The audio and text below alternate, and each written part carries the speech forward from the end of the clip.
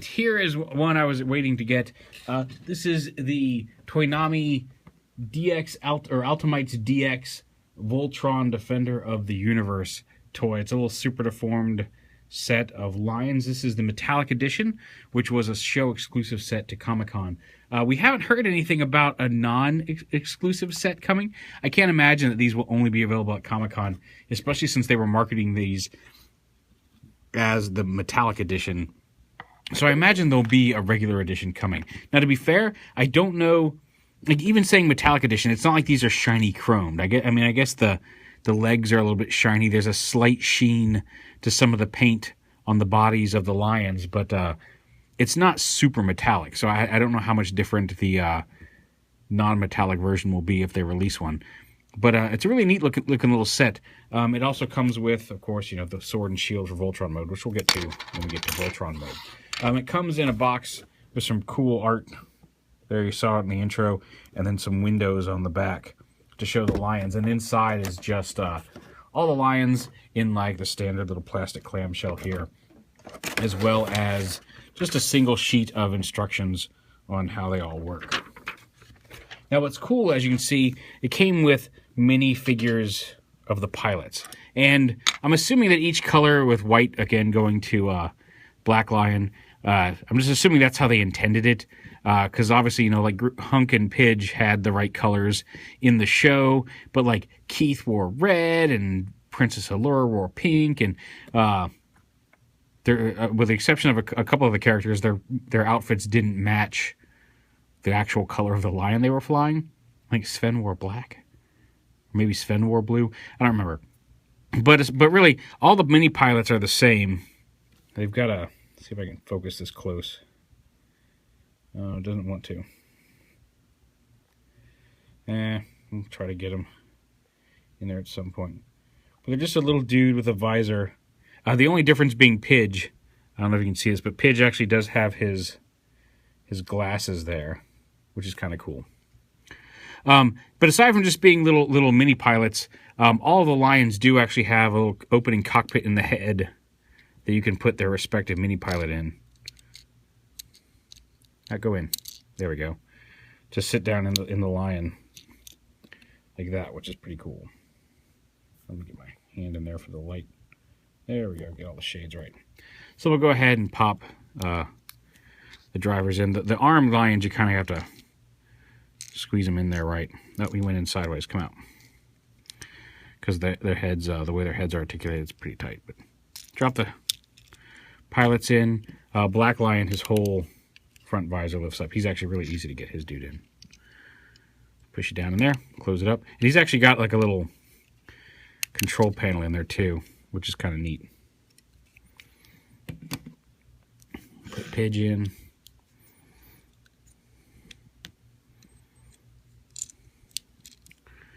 And Hunk will go into his yellow lion. If we can get his lion's face up. Come on. There we go. All right, everybody's in. And like I said, they're just little chibi lions. They have head articulation. It's on a ball joint, but again, because flat piece against flat piece, it's a little limited. But they can twist their heads. Their mouths open and close, which is cool. And their legs are posable up here, and there's a hinge right here. The tail can rotate a little bit. But they're not super posable, but they're, just neat little lions. Same with the arms. The arms actually have, like I said, they've got the opening jaw for the weapons. Their heads are on ball joints. Again, limited, but they can twist. Same leg articulation. They also have this silver piece rotates in the middle as well as hinges. So and it rotates up here as well. So you can get they give it some good posability in the arms, and of course their tail folds around. And it's the same on these two, on blue and red. The same articulation. I just put his leg straighten right there. And then Black Lion. He's got a little bit more. His mouth opens, of course, to show his face. His head rotates here as well as up and down. He's got some shoulder rotation. It does start to get blocked by the waist piece a little bit. Then hinges up here and at the paws. And same on the back legs. The back legs are actually on ball joints for the legs. Up here, the tail can move, the wings can be positioned. And then he's got hinges at the knees as well. And then again, hinges at the paws. So yeah, some neat little Voltron lions. And of course, it wouldn't be Voltron without Voltron. So very simple transformations. You take this tail and you flip it all the way in. You'll notice that they actually put a little tab in there to make it easy to flip the tail back out, which I really appreciate. Some places won't do that. You got to kind of pick at it. Nope, really easy to flip the tails back out on these. But you fold the tail all the way in here like this. Fold his legs up.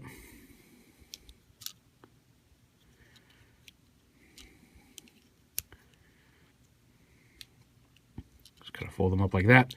And fold his head up like that. And that'll give him a little bit of our ankle articulation as well, that rotating head. So there's Blue Lion.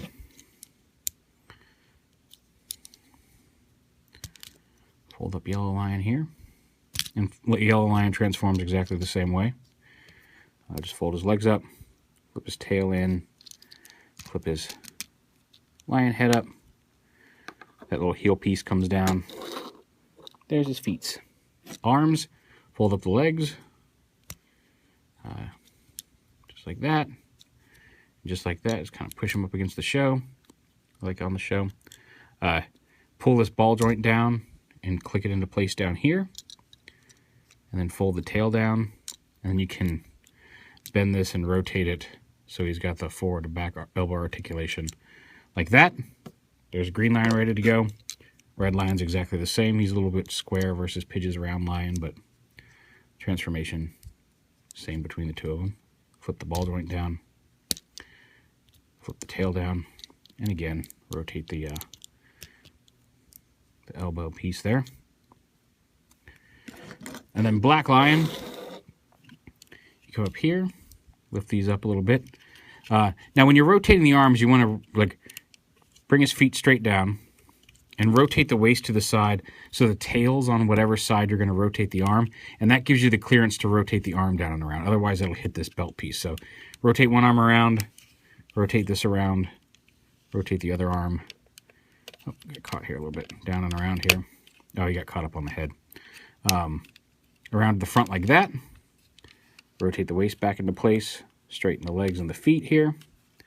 Flip his tail up. These paws. Flip that all the way up, and then rotate that whole piece up into the body. Same here, flip the paw all the way up. Come on, flip. There we go. Rotate his head down, flip his face out, and there's actually a little divot in here to let his face fold all the way out. And then open up his horns, and there's torso mode. Now, these just basically shove into the lions. You can see there's a divot all the way down for his paw, so you kind of want to get it in there, and it takes a little pushing. At first, you're like a little, you got to kind of push it back a little bit, but you can see it slots solidly down there into the lion, and then that hinge there gives him his knees, as well as the ball joint hips. Same on Blue Lion. You just want to kind of make sure this piece is all the way back, and then just come on. There we go. It's just a matter of slotting it in properly. Then he stands up.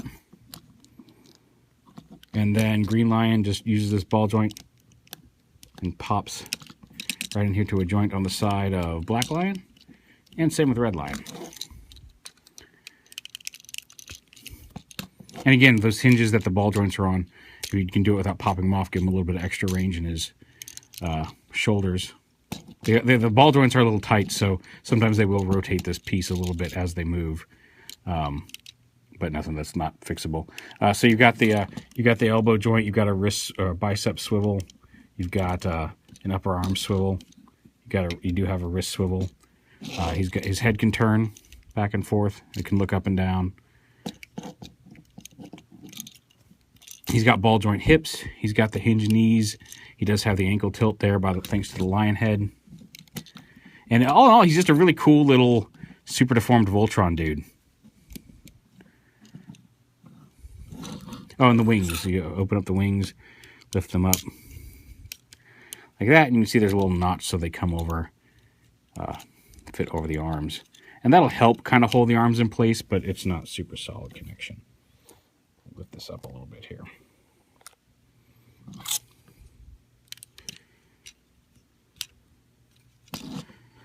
And there is the Altimites Voltron. I like him. I like him a lot. He's really cool. I said I'm a big Voltron fan anyway, but I feel like maybe this leg isn't pushed in all the way. Maybe not. I don't know. And of course, he comes with the blazing sword, which you open this up, and it actually has a little peg here that pegs into a hole in Red Lion's head, so he holds it very securely.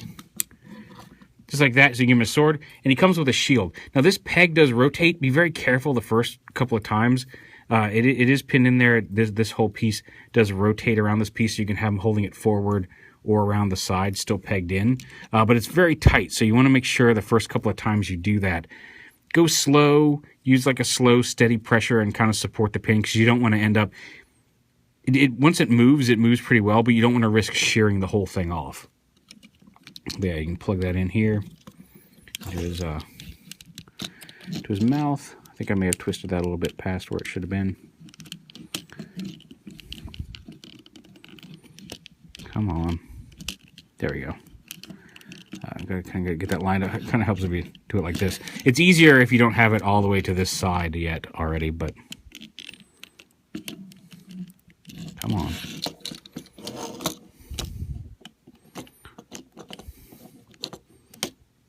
I think I twisted it back the wrong way. There we go. Didn't realize I was actually moving it, but apparently I was. But yeah, once that's pegged in,